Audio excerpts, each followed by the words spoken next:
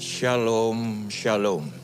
Hari ini oleh karena anugerah Tuhan, kesempatan hebat, kita bisa sekali lagi menerima yang terbaik yang datang dari atas, yaitu adalah firman.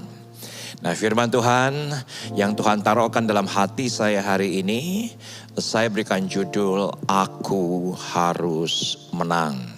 Sebelum kita akan membuka Alkitabnya, sebelum kita akan pelajari 1 Korintus pasal yang ke-9, yuk sama-sama teman-teman yang beribadah Premier bisa live chat.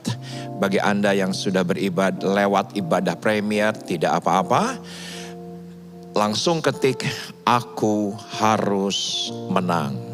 Kenapa ini menjadi penting di hari terakhir? Karena semua kita mengerti hidup adalah pertandingan.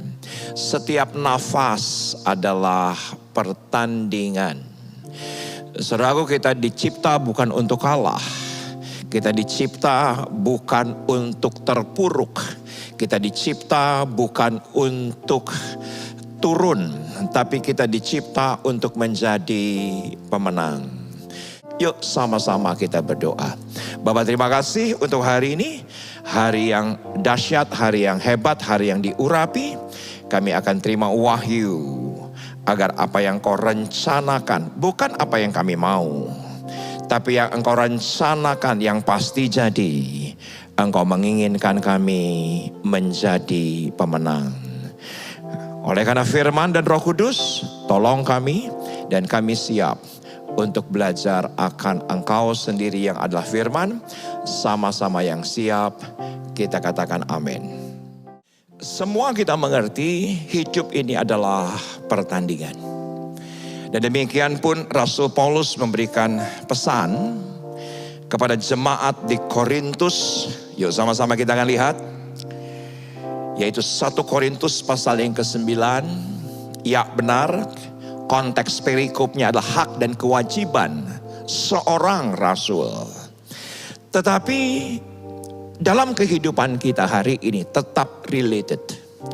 Tetap nyambung dengan kehidupan kita.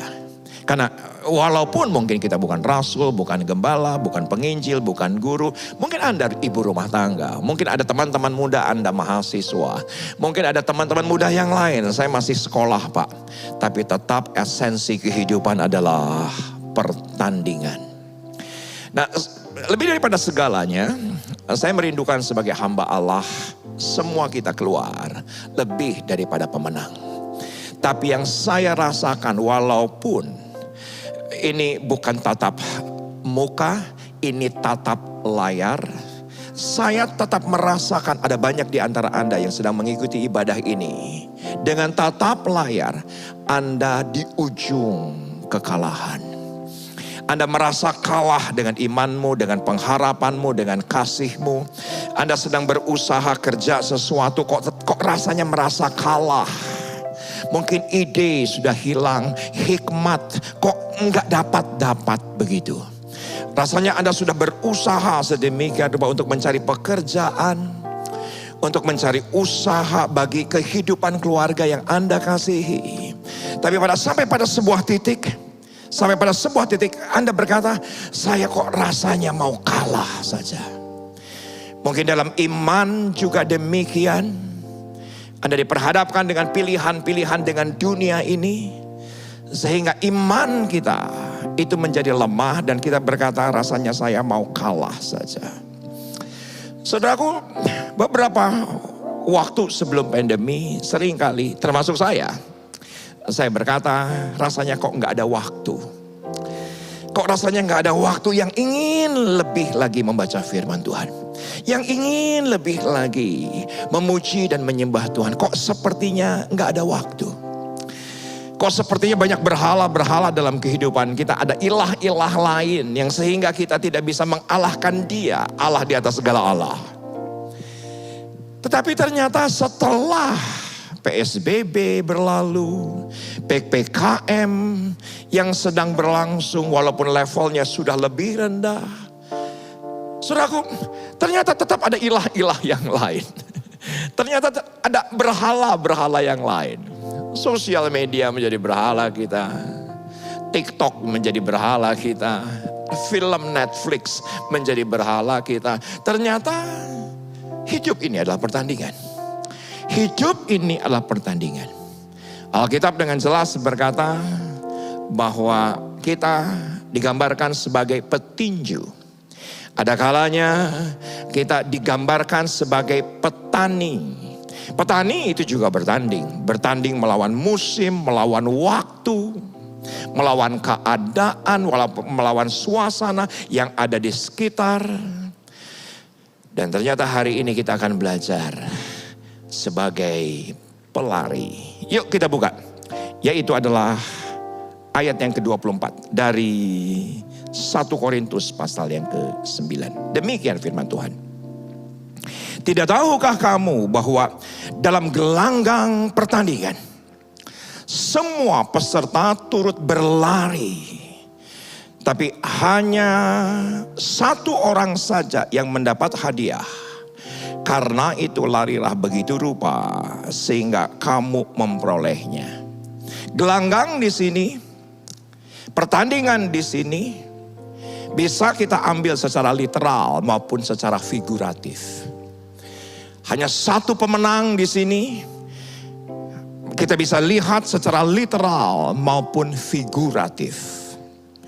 Karena kalau kita pelajari bahasa asli Alkitab Yunani atau Ibrani, ketika saya buka yang namanya kamus-kamus yang ada, selalu ada catatan figuratif atau literal. Ya, secara figuratif kita harus menjadi pemenang. Karena hanya satu pemenangnya. Tetapi menurut saya itu figuratif. Itu figuratif. Kenapa saya katakan figuratif? Saudaraku, asal kita dapat menyelesaikan pertandingan sampai akhir saja, itu sudah pemenang. Katakan amin. Saya dapati ada satu video viral yang mana ketika itu acara resmi lari. Tiba-tiba ada satu pelari, tiba-tiba terpincang, tiba-tiba terjatuh. Dan ketika terpincang dan terjatuh, dia sepertinya tidak bisa melanjutkan pertandingan. Tetapi di video singkat itu ada seorang bapak yang berlari di belakang dari para pelari yang terjatuh ini. Dan memapahnya sampai akhir, sampai garis finish. Tentunya dia bukan pemenang. Kalau diukur secara literal, tetapi secara figuratif, dia menyelesaikan pertandingan sampai akhir, itu adalah pemenang. Katakan amin.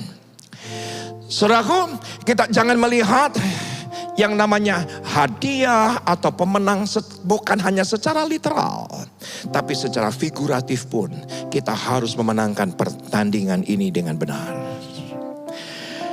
Larilah begitu rupa sehingga kamu memperolehnya. Dan saya dapati ada 4 prinsip. Ada 4 prinsip yang saya pelajari daripada sebuah pertandingan. Prinsip yang pertama yaitu adalah pertandingan kita bukan dengan orang lain, tetapi melawan diri kita sendiri. Yang pertama, prinsip yang utama, pertandingan kita bukan dengan gereja lain, pertandingan kita bukan dengan toko lain, pertandingan kita bukan dengan pendeta lain. Esensi yang pertama, pertandingan ini yaitu untuk kita menangkan. Karena di dalam diri kita ada ego, dalam diri kita ini ada yang namanya ketamakan, kesombongan, kemalasan, dan itu harus dimenangkan.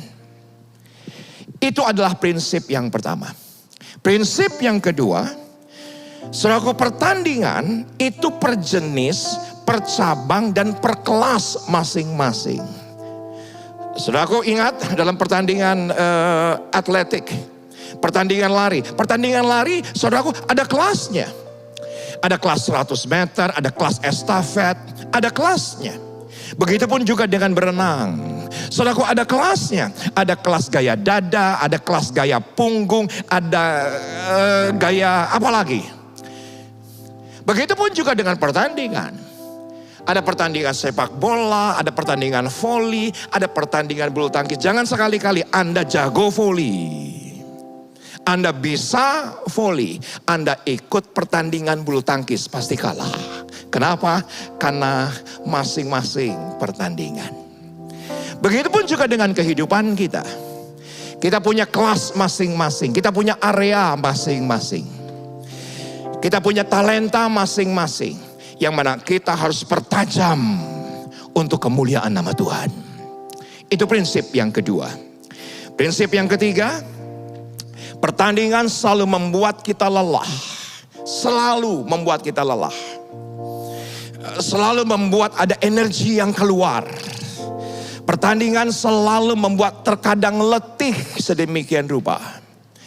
Pertandingan tidak membuat kita lebih segar. Kenapa? Karena ada daya, ada upaya, ada tenaga yang harus dikeluarkan. Pertandingan selalu membuat kotor. Saya tidak pernah dapati pemain sepak bola setelah menyelesaikan pertandingan 90 menit, dia sama bersihnya dengan menit pertama. Saya tidak pernah mendapati seseorang yang sedang ada di gelanggang tinju. Saudaraku, dia sama-sama rapinya seperti ketika dia detik pertama dia memasuki ring. Pasti kotor. Demikian juga yang namanya pertandingan ada kemungkinan membuat kita cedera. Ada kemungkinan membuat kita luka. Kita harus dirawat dan kita harus lewati itu semua. Dan yang keempat, ini yang kita akan bahas. Pertandingan bukan untuk pribadi yang cengeng dan kekanak-kanakan. Itu pasti. Padahal Tuhan menggambarkan Anda dan saya harus masuk dalam pertandingan. Tapi pertandingan bukan untuk pribadi yang kekanak-kanakan. Bukan pertandingan untuk pribadi yang cengeng, mental tempe. Kalau anak Bojong Sari, anak sebelah daripada gereja kami, lu cemen banget sih. Pertandingan bukan untuk orang cemen. Pertandingan dimenangkan bukan, yang kedua, saya catat, bukan untuk pribadi yang baperan. Saudaraku, misalnya mengikuti pertandingan tinju. Pertandingan tinju, baperan ketika dipukul oleh lawan. Apa yang terjadi? Terus dia bilang, kok lu mukul gue? Ya pasti ku turun. Dan tidak mungkin memenangkan pertandingan. Ketika bertanding, saudaraku sepak bola misalnya. Dan seseorang lawan untuk menghadang laju ketika Anda harus di-tackle. Bahasa sepak bola. Dan ternyata itu menciderai Anda. Dan Anda bilang, kok gitu sih? Saudaraku, itulah pertandingan. Pertandingan akan menciderai. Pertandingan akan melukai. Pertandingan apapun dalam kehidupan juga demikian. Dalam perkawinan saya kasih contoh. Saya kasih contoh dalam perkawinan. Bukankah ketika seseorang sebelum berkat itu turun dari Bapa di sorga, harus mendeklarasikan janji pernikahan. Janjinya seperti apa? Aku akan setia pada saat senang maupun susah. Kaya atau miskin. Ketika saat untung atau malang. Ketika saat sehat atau sakit. Tapi begitu banyak orang, pertandingan itu saja dalam perkawinan. Dia menikahi orang yang dicintainya. Dia mengatakan di hadapan Tuhan, di hadapan sesama, di hadapan keluarga, di hadapan hamba Tuhan. Bukankah itu pun pertandingan yang harus dilewati oleh setiap keluarga. Karena keluarga bukan hanya tempat kebahagiaan, tapi juga tempat pelatihan. Keluarga bukan hanya tempat di mana kita bisa berjumpa dengan orang-orang yang membahagiakan kita. Tapi apakah ketika sedang susah kita tetap setia? Ketika sedang sulit kita tetap setia? Ketika sedang tidak ada uang tetap setia? Ketika kita sakit apakah tetap setia? Kita dapati banyak hal terjadi hari ini. Begitu mudahnya pertandingan perkawinan ditinggalkan. Hanya karena apa? Baperan. Hanya apa? Kekanak-kanakan. Hanya apa? Cengeng. Yang dengan mudah saja udah gak cocok. Meninggalkan pelayanan udah gak cocok. meninggalkan Komsel udah gak cocok. Sekarang begitu mudahnya orang mundur dari pertandingan. Kenapa? Karena saya dapati hal yang ketiga adalah karakter mudah menyerah. Bro, kalau ada tantangan, hadapi, bukan menyerah. Sister, kalau ada pencobaan, hadapi, bukan menyerah. Teman-teman muda, ketika teman-teman muda melangkah kok sulit. Ketika teman-teman muda melangkah kok tantangannya banyak, terus melangkah. Jangan pernah punya mentalitas mudah menyerah. Saudaraku, mungkin ada di antara Anda berkata, Pak Pendeta ini mungkin sudah karakter. Tapi ada pembelajaran yang di hari terakhir saya belajar, saya baca, saya googling, saya browsing. Saudaraku, ada satu kata yaitu adalah inner child. Inner child, yaitu adalah seorang anak kecil yang ada di dalam kehidupan kita. Nah, saya sedang gali itu bersama dengan Roh Kudus. Saya dalami bersama dengan Roh Kudus bahwa di dalam Muhammad Rizal Solihin hari ini ternyata ada Riza kecil dari usia 0 sampai dengan usia 12 tahun. Perhatikan sekali lagi. Ternyata di dalam Muhammad Riza hari ini ternyata ada Riza kecil, dan Anda pun sadar atau tidak sadar ada inner child dalam kehidupan kita. Kenapa ada inner child? Dan kenapa usianya 12 tahun? Karena sampai dengan usia 12 tahun, anak itu tidak berdaya sama sekali.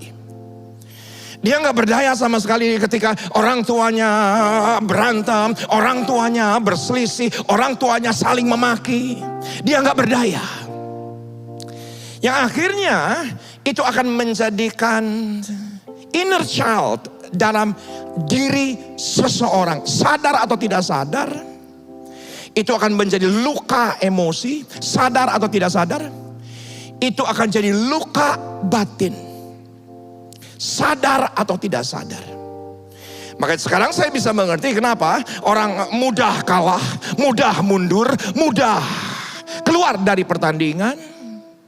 Karena mungkin inner child dalam dirinya belum dibereskan. Mungkin ada di antara berkata, oh Pak Pendeta, bukankah kalau kita dalam Yesus kita adalah ciptaan baru, yang lama berlalu, yang baru datang. Saudaraku, tapi dalam jiwa ada prosesnya.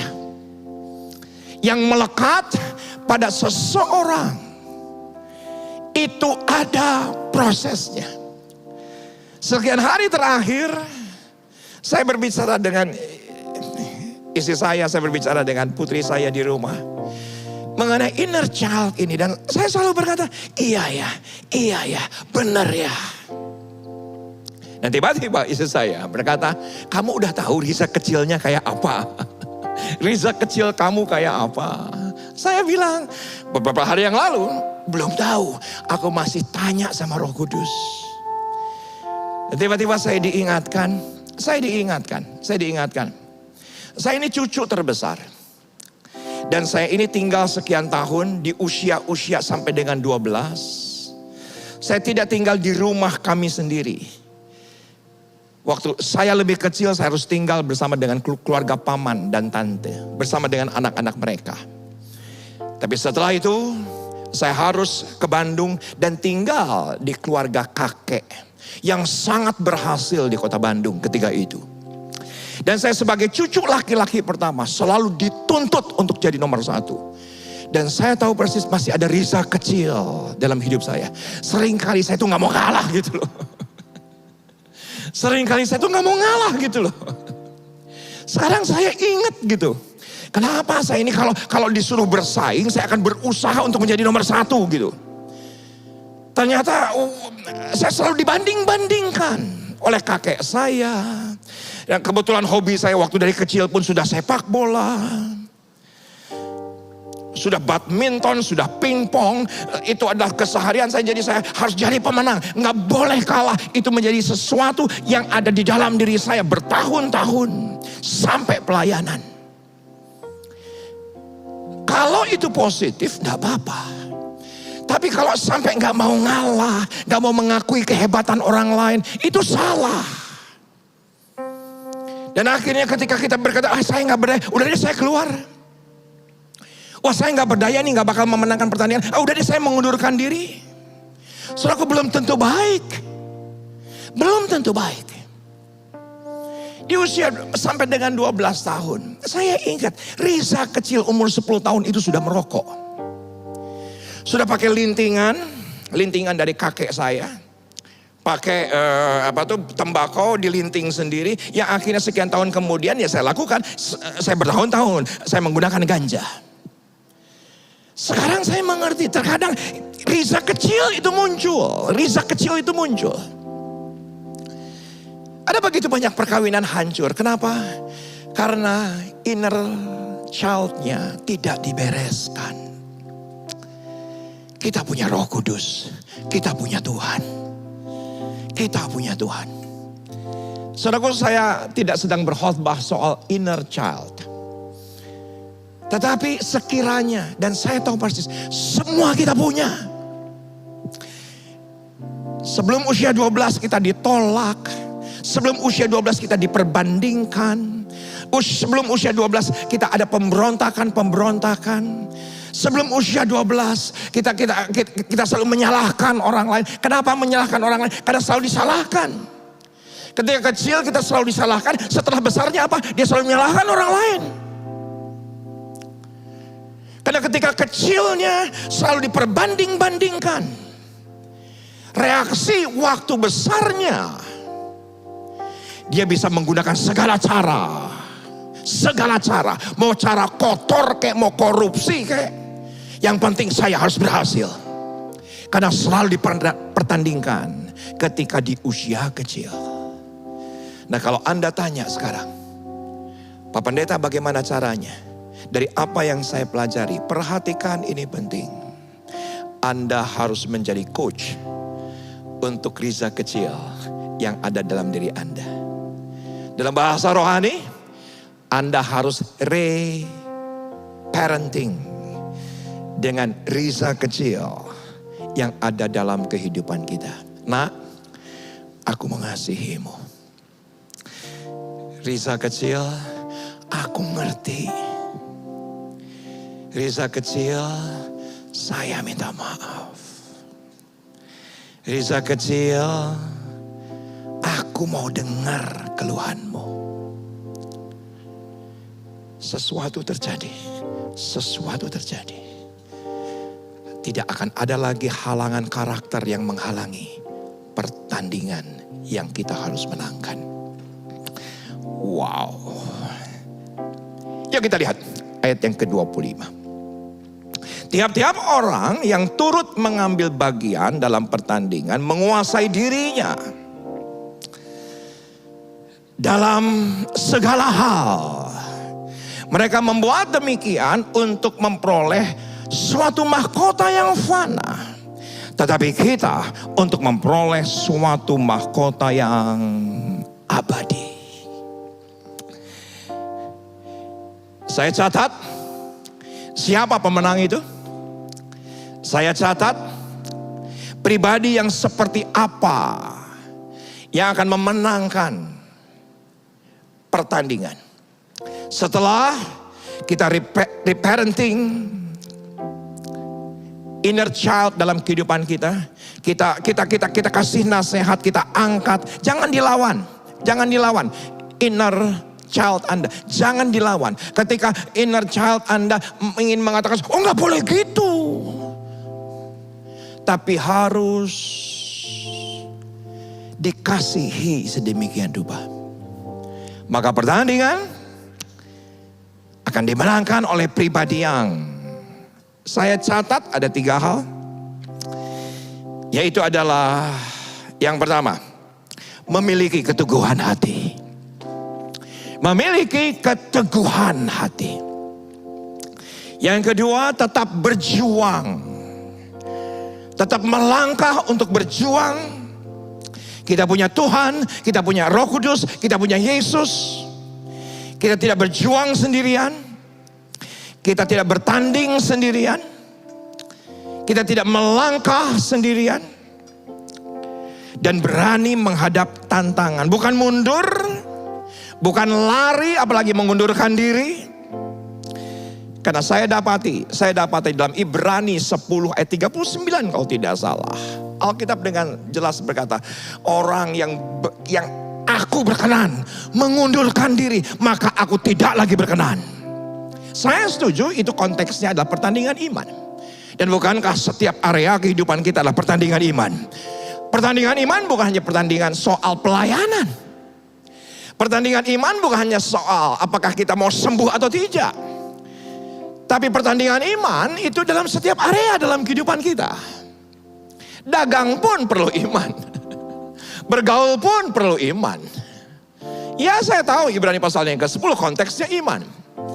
Tapi Alkitab dengan jelas berkata, kepada yang mengundurkan diri, yang tidak mau menghadap persoalan, aku tidak berkenan. Saudaraku, ketika saya mempersiapkan ini, di ruangan ini ada Keisha, tapi saya mau minta maaf sama Keisha karena tidak minta izin, tetapi nggak ngerasa juga harus izin. Karena Keisha sudah capture dan sudah posting satu peristiwa dalam hidupnya di Instagram feed-nya tertanggal November, yaitu 2019. Yang mana di foto feed-nya Keisha sedang bertanding tinju. Yang saya tahu persis ketika itu. Keisha berkata, aku mau boxing, Pak. Oke. Kenapa kamu boxing? Ya supaya cepat turunnya. Turun berat badannya maksudnya. Dan saya waktu itu sebelum pandemi, dari waktu ke waktu, seminggu 3 kali dia latihan. Seminggu 3 kali dia bersemangat, karena juga kakaknya juga ikut. Ada sepupunya juga ikut, jadi seru boxing. Tapi tiba-tiba daripada boxing center itu mengumumkan bahwa ada pertandingan boxing. Saya nggak tahu itu semi profesional atau profesional, rasanya semi profesional. Dan Keisha berkata, Pak, aku mau ikut boxing. Hah? Ikut boxing? Yang benar kamu ikut boxing? Iya, aku udah latihan seminggu 3 kali. Kata pelatihku, aku punya potensi. Kayak begitu. Kata pelatihku, aku punya potensi. Aku ngomong sama ibunya, Mam, beneran Mam, anak kita bakal digebukin orang. Anak kita bakal dipukulin orang. Ya sudahlah, kalau anaknya memang maunya seperti itu. Ya saudaraku, yang saya hormati adalah keteguhan hatinya.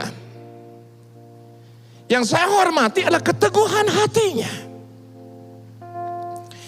Dan ketika kami sampai di pertandingan itu, saudaraku, di sebelah ada seseorang yang sedang melatih dirinya begitu, melatih dirinya. Ternyata itu lawannya Keisha, jauh lebih tinggi dan ternyata profesional. Kayak gimana coachingnya memberikan semangat kepada Keisha. Ibunya diam saja. Apalagi saya, diam saja. Sepupunya Seva, ayo bisa untuk menambah semangat.